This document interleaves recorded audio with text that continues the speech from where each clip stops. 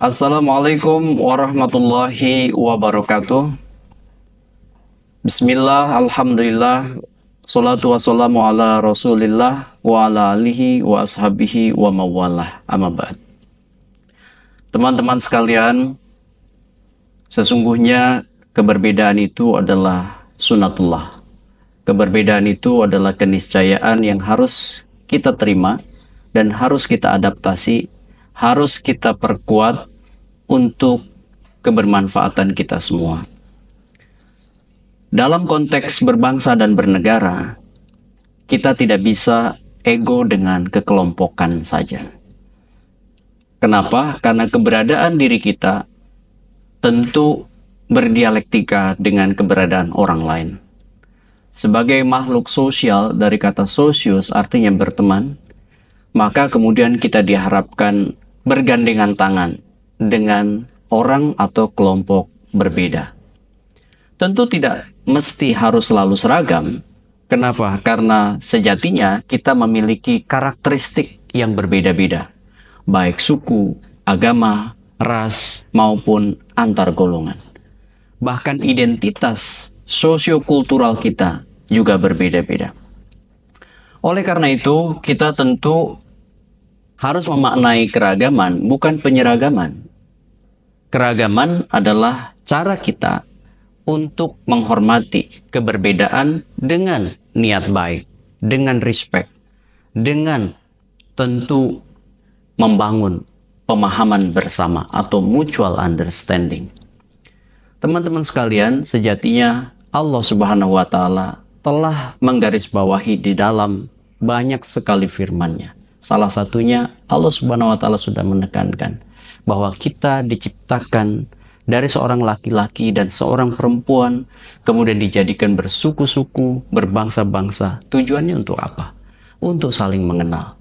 Tentu bukan hanya mengenal nama, mengenal identitas, tapi mengenal karakteristik orang dengan kekhususannya. Ya ayyuhan nasu inna khalaqnakum min dzakari wa unsa wa ja'alnakum syu'uban wa qabaila lita'arafu. Lita'arafu.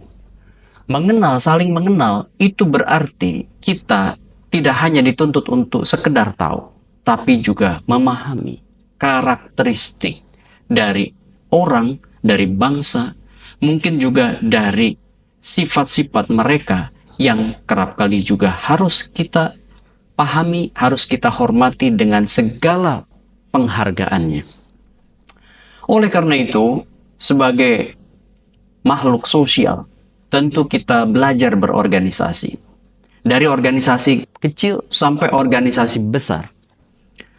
Dalam konteks mengkaji sejarah konflik di berbagai belahan dunia, kita sampai pada dua identifikasi. Ada konflik yang bisa disembuhkan, ada konflik yang sulit sekali disembuhkan, bahkan sampai puluhan tahun. Inilah yang disebut dalam pendekatan sosiologi konflik Lewis Coser sebagai konflik realistis dan konflik non-realistis. Konflik realistis biasanya sembuh setelah konfliknya usai dan bersifat temporer.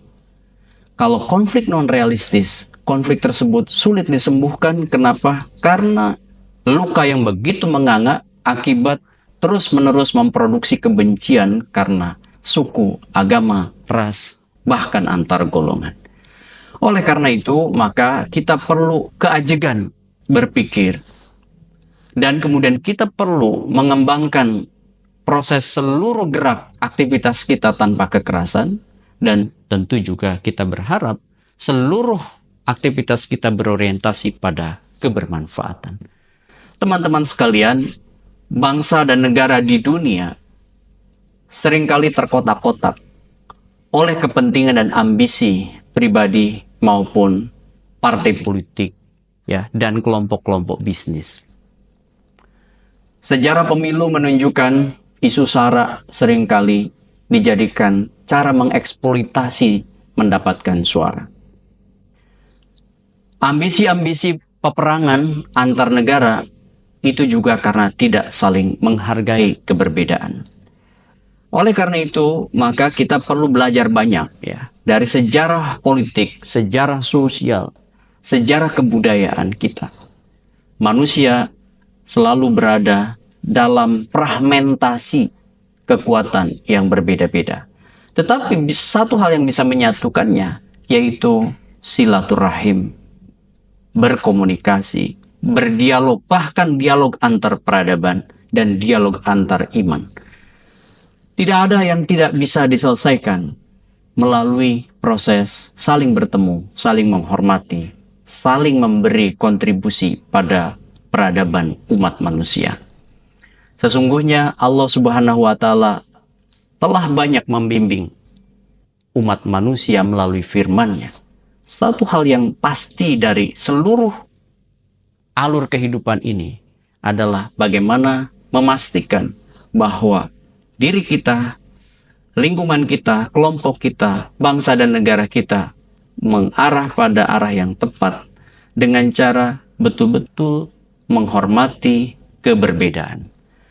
Teman-teman sekalian, tetap berkontribusi untuk perbaikan ragam persoalan bangsa ini melalui cara kita, pendekatan kita, tetapi juga harus menghargai, menghormati keberadaan orang lain melalui persatuan, bukan hanya umat Islam semata, tapi persatuan bangsa Indonesia, persatuan bangsa-bangsa di dunia.